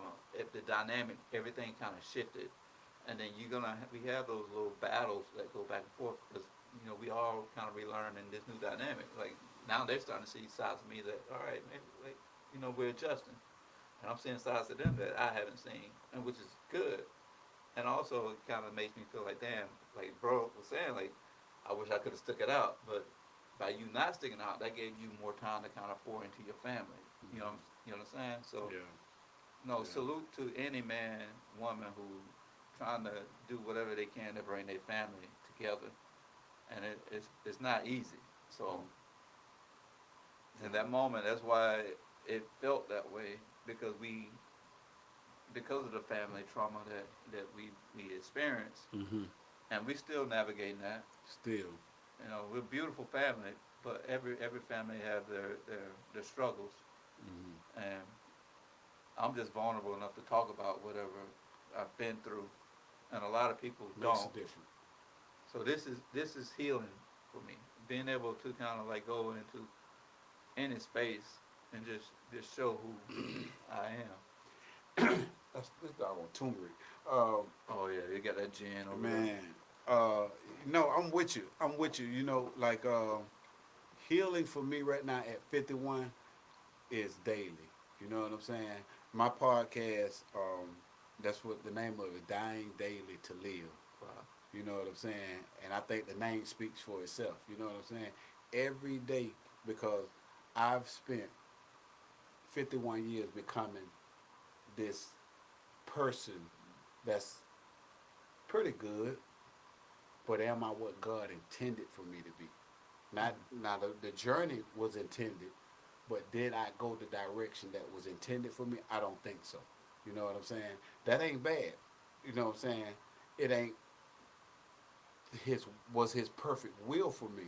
But God, we serve, we know we got a God that can utilize it all. You know what I'm saying? Take it and make it beautiful. So I look at my journey, and that's why I named the podcast what it is. You know, It went the way it's supposed to went. You know what I'm saying? I think there's a lesson behind everything. I, it's funny that you say that because I struggle with that every day. I'm wondering like, did I make the right decision on a lot of things? And you can sit there and think about all the past stuff that you did and did I do it right? How can I do it different? I want to ask you, what does dying daily? So okay, so every day you die, like what? What does it? What okay, So so yesterday, what you died from yesterday to today? So okay, so yesterday I'll tell you this. Yesterday, for me, I can see I know for a fact that I died from This is what I've been working on the death of alignment, being unaligned. You know, and I mean spiritually. You know what I'm saying? I've been relearning my relationship with God and what it is to really have a relationship with God because I was brought up in the church, right? With a church belief, with a church understanding, a churchy way, right? With how I know God now and how I'm able to study and post-text, pretext, context the word, I'm having to unalign myself from knowledge. The word of God say knowledge puffeth up, but it's the spirit that gives life. I just had knowledge. I had no spirit. So now that I live more spiritual, I'm having to realign myself to the real knowledge of the word. You know what I'm saying? And what things really mean. You know, a lot of us don't even really know how to pray. I always pray, our Father, if it be thy will, and you know, God, if you know what I'm saying, if God want me to have it, he gonna don't nothing in the Bible say about praying like that at all. Not it completely it it com- it just doesn't say that. You know what it says? Speak it, and it is so. It tells us that we're sons. We're not servants. The Bible don't say nothing about servant. He doesn't refer to us as servant. He referred to us as kingship, his son. He told us to make our requests known. That don't say beg. That doesn't say plead. You know, and I heard my grandma might, oh, you go before God and you be God if it be your will and you plead. So I've been realigning myself on how to have that real relationship that, you know, so that what I've been dying of is just being unaligned. That's why they say study to show thyself approved. You Yeah. know, like a lot of times, and that's when I was saying about people programmed. Yeah. A lot of times people don't know how to get in the space and be alone and without these devices and noise. Like the world is noisy. Very noisy. And if you can put your if you got a prayer closet, you can put yourself in that prayer closet, no lights, everything, cut it off, and just sit there, just you and God. All right, and and just wait to Him. He'll talk to you. Yes, sir. Yes, sir. People scared to be alone. People scared of that silence, bro. Right. Exactly. Exactly. They don't want to hear it. I'd rather he say don't use vain babbling. Like that what Jesus told him. He say don't take all that vain babbling, all that, you know, oh God, and if you and then that's man. He said, man, I don't he said all that he said, I don't get moved by all that. That's man, y'all, that's just emotion. I told you to speak boldly. Make your request known. Believe. He said, if ye have faith, ye shall have it. He ain't say beg. He ain't say plead. He said have faith and align yourself, and you have. So I've been just like realigning myself, man, to how to really have a relationship. Dying to church. I go to church. I ain't opposed to that. Meaning the mentality, meaning the ill-taught lessons. You know. So I just been dying to the ill-taught lessons and realigning myself to what God said. I came to get this to you. It's yours. He said he will hold no good thing from us. Believe in that. You know what I'm saying? So, yeah, man, just dying daily, man. You know, my attitude. So, like, the last few weeks, my death sentence for me has been my fleshy mind, you know, the way I thought things were supposed to be. Flesh is a beast. Oh, man, you know? So, just doing that, man. So you had that porn going earlier. Hey. That flesh ain't no joke. Boy, Hey, boy, listen. That was one of my addictions right there, man. I used to get the big Family Jar lotion, and I don't rub none of it on my body. Ain't none of it for my legs and arms. No, I'm in a relationship. How long that Family Jar lasts? About a month. God, about a month. But your hands soft. Boy, you hear me? You hear me, boy? I was in a relationship. I had Squavisha. What? I was in a relationship with Squavisha. And then Jerganisha. I had Jerganisha for a while. Oh, you didn't use that Equate? I ain't like Equation. She too thick. I don't like them that thick. But right now, I got Coco. Oh, Coco Leisha. Oh, my God. Coco Leisha is, she's a beast, man. And she always smell good. Hey, right? Yo, man. Then wash your hands afterwards. Then wash your hands. You got to wash your hands, bro. You know what I'm saying? Yeah, man. Remix some more cocoa on Hey, there. man. You know what it is, man. That's the life, man. Look, we got to go to a commercial break and, you know, pay a few bills, man. We thank y'all for sitting in with us, man. Which bills we paying now? Child support. It's always child support. 3 kids and a bunch of This is second child? Yeah, this Lil Larry's on. This Lil Larry commercial right here. You know what I'm saying? So, yeah, Lil Larry, man. I love you, son. V108 The Vibe. It's the Talk Vibe segment, man. The GusBoiRaw Show, man. Locked in with your host, Miles, man, and your boy, Trey Pound, man. We ain't going nowhere. We'll be right back. We out here. If you ain't doing nothing, come on, take a ride with me. It's gonna get nuts. But I got you. Let go. I remember when the vision came. I saw it just like this. I was gonna be here. I was gonna be there. I was gonna be everywhere. If only I could believe. Thanks for Uncle Cole guy. It blasted off, man. I started doing my thing and I'm grinding with it. I got family. I got love, support. I'm in Orlando.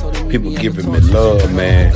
And I'm blessed with it. Little sis came through with her ass. And I'm just gonna keep going, man. Cause the grind. I mean, just to be on the road, to see the people loving it, believing it, seeing what I'm seeing. Hey, you can't stop. Take that ride along with me, man. Check out the places and the people that just keep it alive for me, that make it exist. Just the gas in my tank, man. These nuts here. Appreciate so y'all. Fucking good. Not what? These nuts. Try our family-sized bucket of gourmet boiled peanuts. Turkey, pork, or beef. You choose.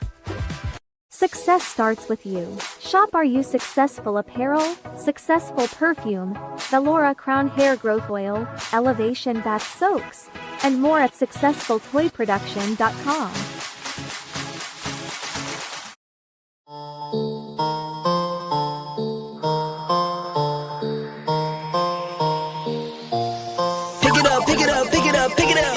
You see the drippy, I'm fitted up.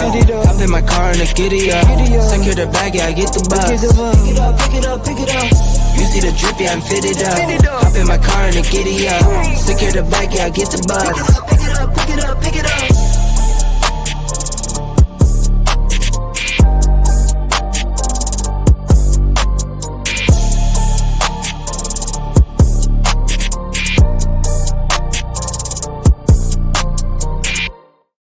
It don't hurt me like gave that to me early. I'm 3, 3, 4, 4, 30, and used to live in dirty. When hurt you, it won't hurt me. Life gave that to me early. I'm 3, 3, 4, 30, and used to live in dirty. I used to live in dirty. There's a couple mains that's over here in this area. I'm used to living dirty. Hey man, we back. Told you, man, we ain't going nowhere, man. Usually Turmeric. Nah, that's gin. He got some gin in there. Pineapple. The Muslim brothers, I be getting bean pie. Nah, I get the juices and they sell big old grapes with seeds in them. Or the muscaline. Man, well, it ain't them, right? But it's just real grapes. They just huge.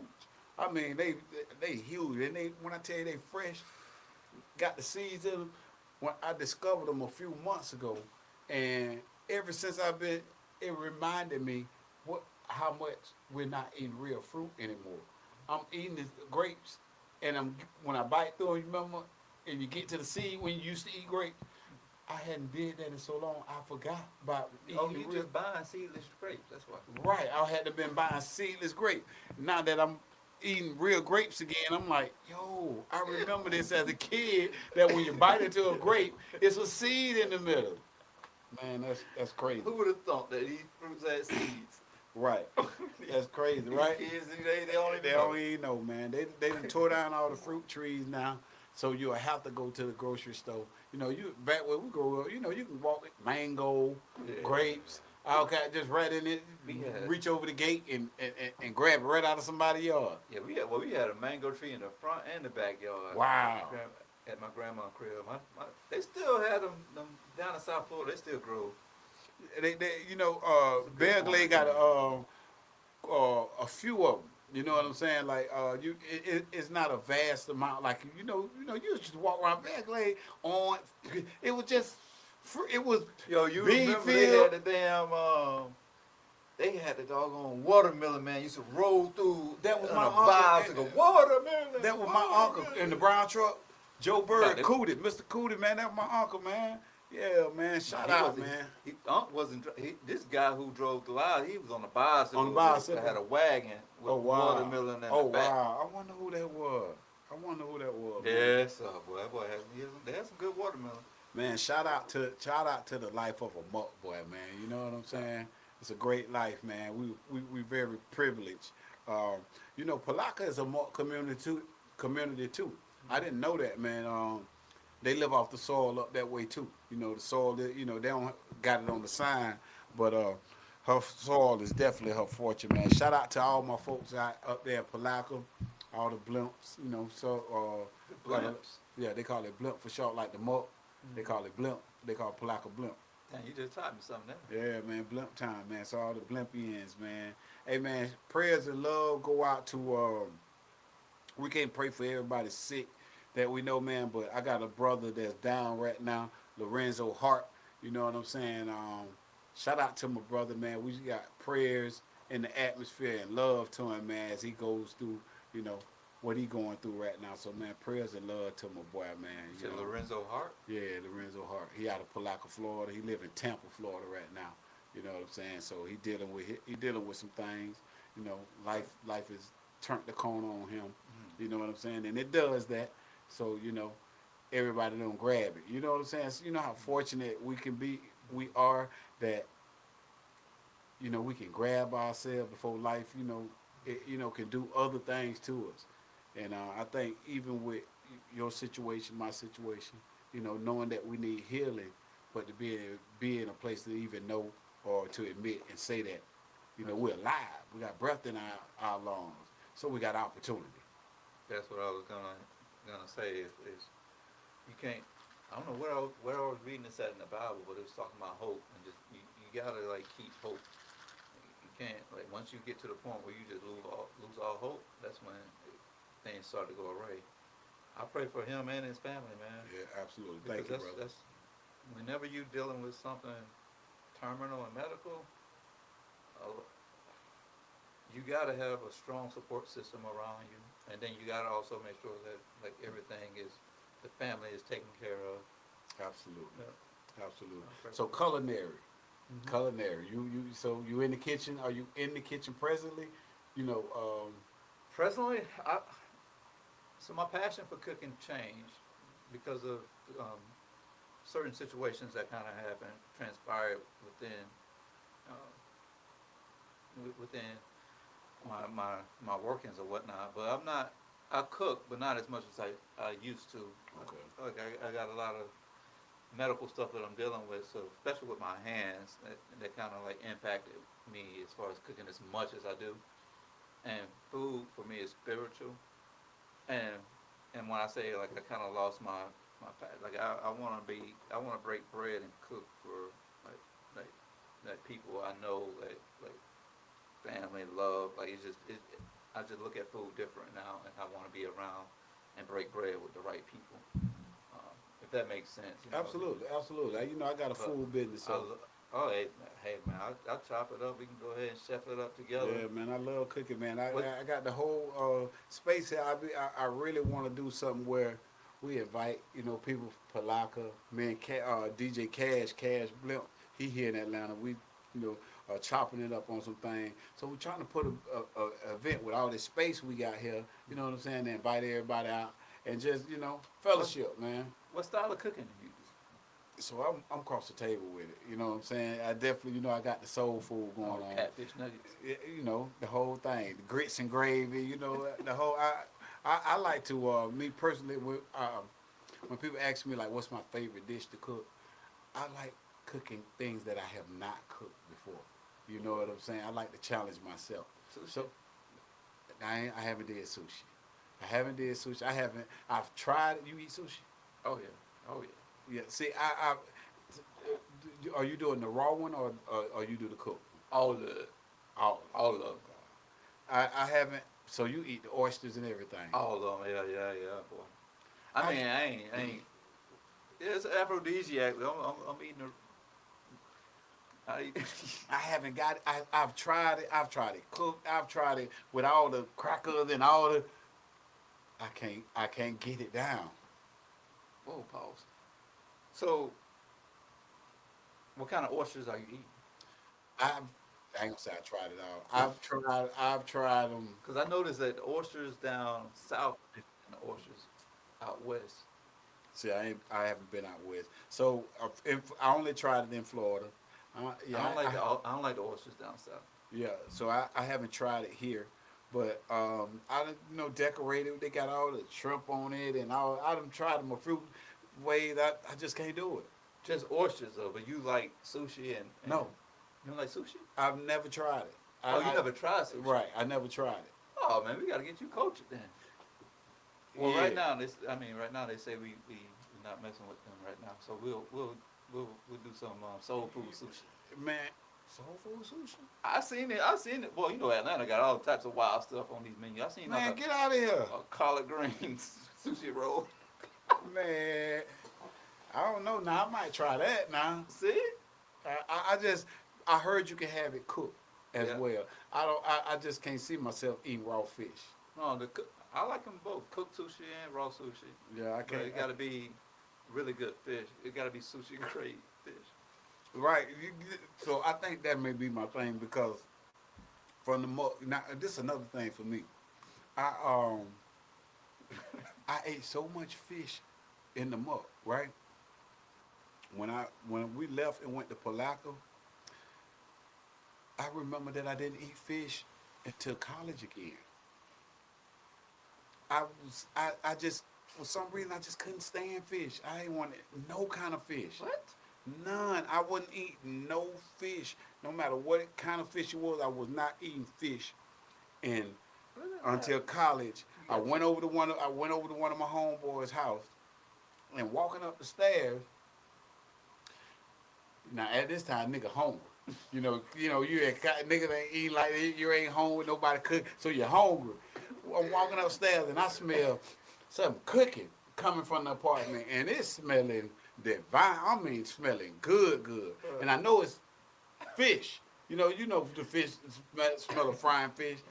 I'm smelled it out my life. I'm like, man, whatever fish that is, somebody cooking that. You know, it smells good. I go in there, and it's my homeboy. It's his roommate. His name was Cincinnati. His real name? Nah, triple name? nah. That's just what they called him or whatever. Okay. So we go in. I go in there. Cincinnati is cooking tilapia. Never heard of Oh tilapia. no, you can't eat no tilapia. Never heard of tilapia. Whatever.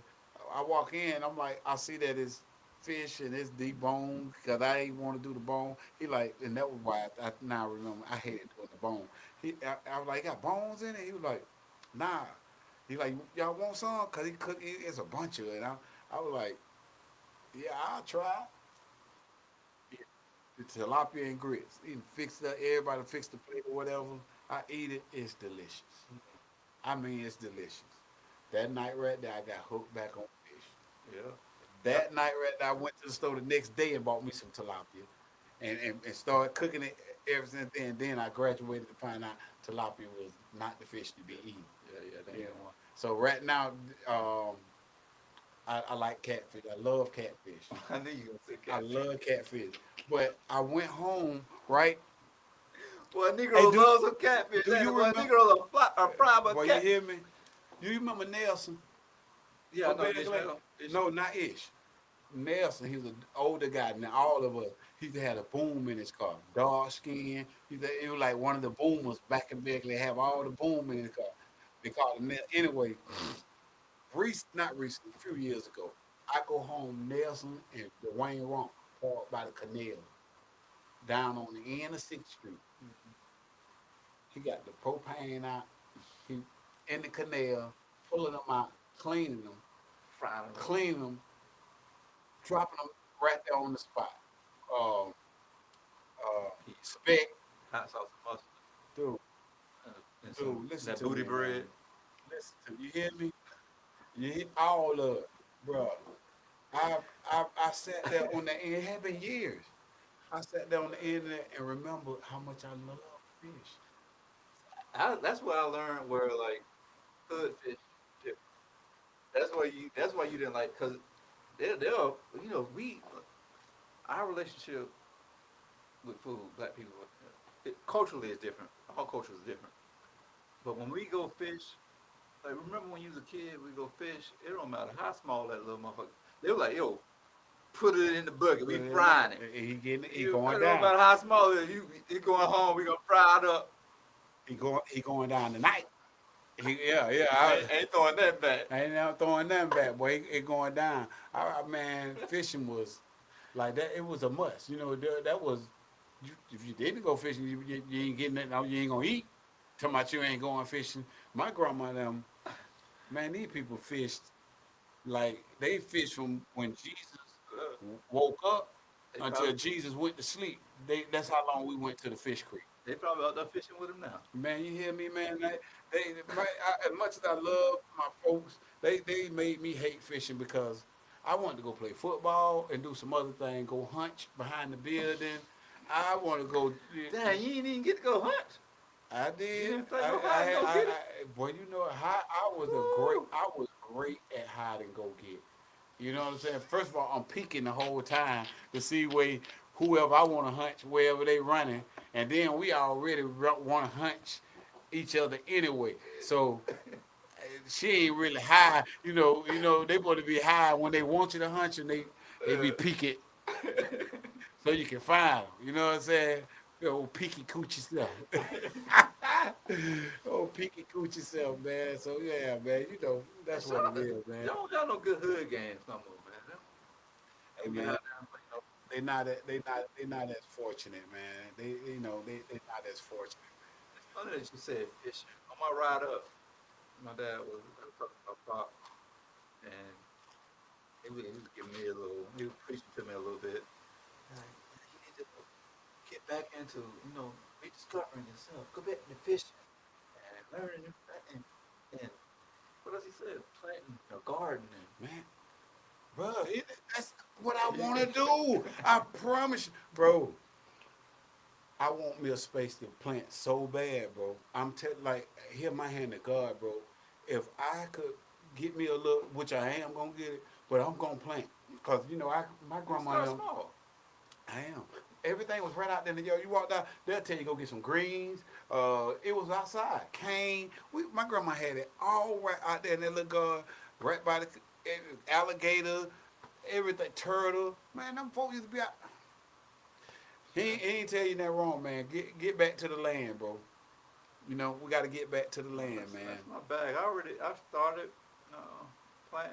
Right now, I love planting herbs. So I got me some basil going, some mint going. I got Okay. some oregano. You in the ground or you planting in I pots? got planters Okay.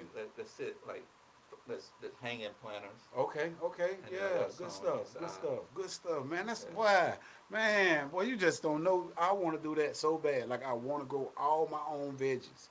You know what I'm saying? Like you said, the fresh basil. You like kale?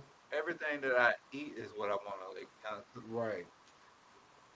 kind of like because what they doing food is murderous right now. So I You hear want me? You to hear get me? to growing my own stuff. Right before you got here, I just had finished the salad, man. Oh yeah, you know, and that's another that I've been working on is my appetite. You know what I'm saying? Dying to, the things that I've learned to eat that were devourers of, what I'm saying, the temple that we've been given. We eat a bunch of things like that we're just not supposed to consume. You know what I'm saying? But because of the poverty level, we had to eat what we had to eat, or for us, we ate what we were taught to eat. You know what I'm saying? Um, so yeah, man, that's been another thing. So man, your dad told you some good stuff. I want to plant. I definitely want to. I'm getting it. Like right now, I'm only eating fish. You know, like that's the only meat like I consume. Um, every now and then, like I got a chicken soup in there, but I put very little of the meat in there. So I want more of the vegetables and the broth. You know what I'm saying? Then I got me another salad. So last week was my first week on the regimen. I did salads all week, soup and salad all week. Let me tell you something, man, and it's real. Drinking those sodas and stuff, staying away from all that. I felt fabulous. Rekindled the gym membership. Before I do my gym memberships, I always get myself into acclimated to where I'm doing at least 200 to 300 push-ups a day. You know what I'm saying? And I can't just get out and do them. I start at 25.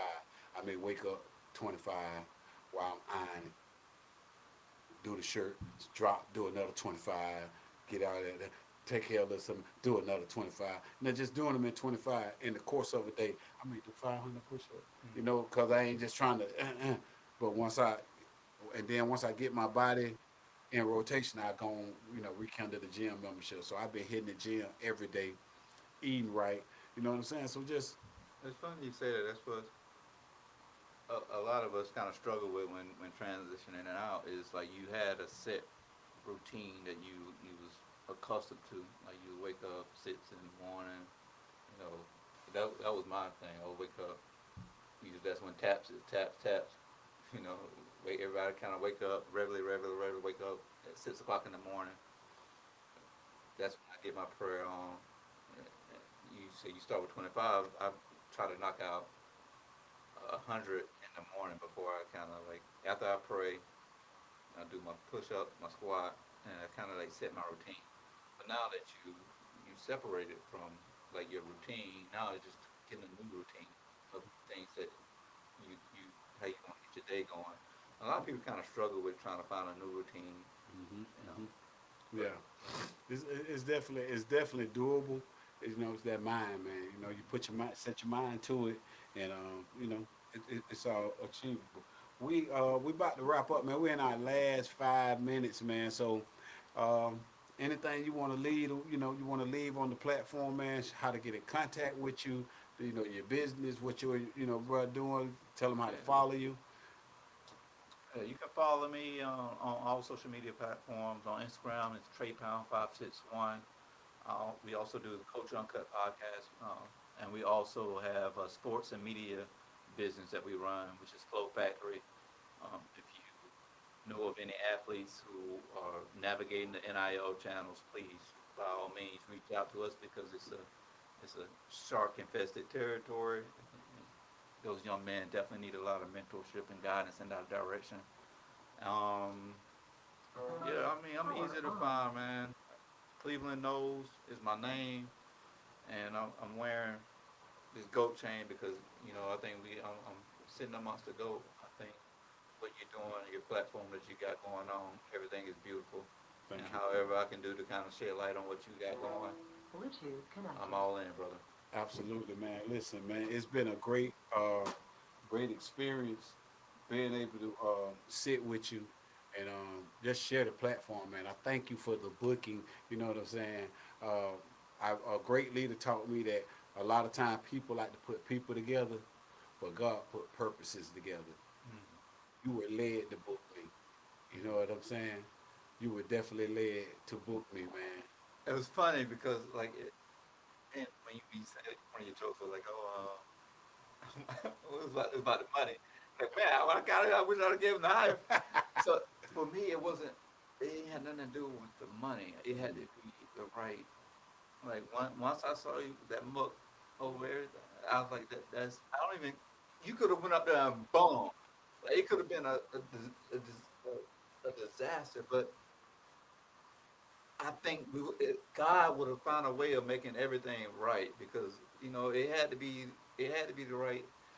That's what I told the D. I was like, I don't. Everybody from where I'm from naturally like like he from Belgrade. He's gonna. He got something. Yeah, it's something Yeah. special in him. Yeah, So I knew there was something special. It was something special in you when I saw you from Belgrade, and God led us together. And I know like this relationship is gonna continue to build. Absolutely, brother. Absolutely, man. And Salute hopefully, to I'm you. invited to the next catfish. Hey nugget man, cookout. we're gonna do it right here together, man. You know what I'm saying? Salute to you, man. Blessings and blessings to you, bro. You and your brother and your family on everything you're doing. Before you go, man, I just want to leave the platform with a little something. It's nice and compact. You can still fit up to 15 cars plus cash in here at the same time, so it is kind of the best of both. I just want you to Spin is my finger right there. It's got an amazing. take this with you.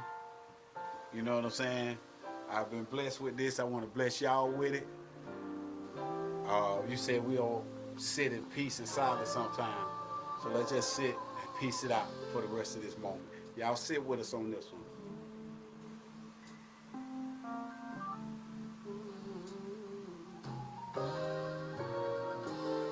Our Father is kind to his sons and daughters, never denying their blessing.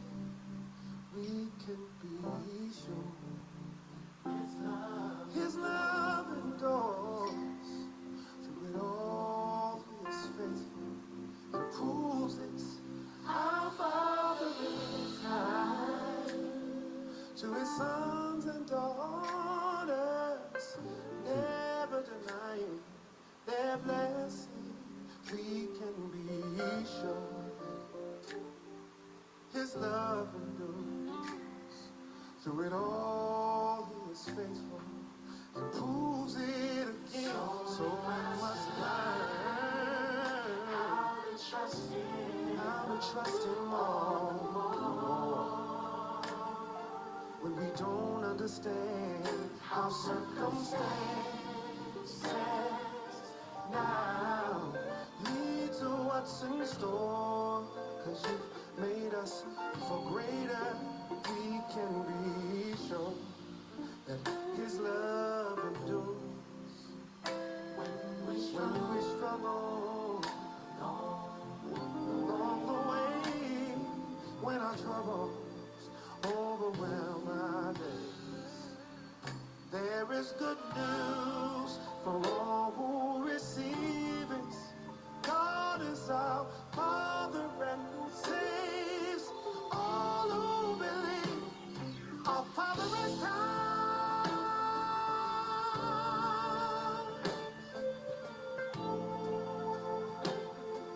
Yeah, man. Our Father is kind. Our Father is kind, brother. That thing's smooth, ain't it? Yeah. Man, we thank y'all for tuning in, man. Y'all be blessed. And if you get an opportunity, Be kind, man. You a son and you a daughter. You are of the royal priesthood, man. We love you, man. Y'all be blessed. We out here, man. Much love. Thank y'all for tuning in. You know what I got up? Come on down and get you some of these nuts, Heron, because you know they so mucking good.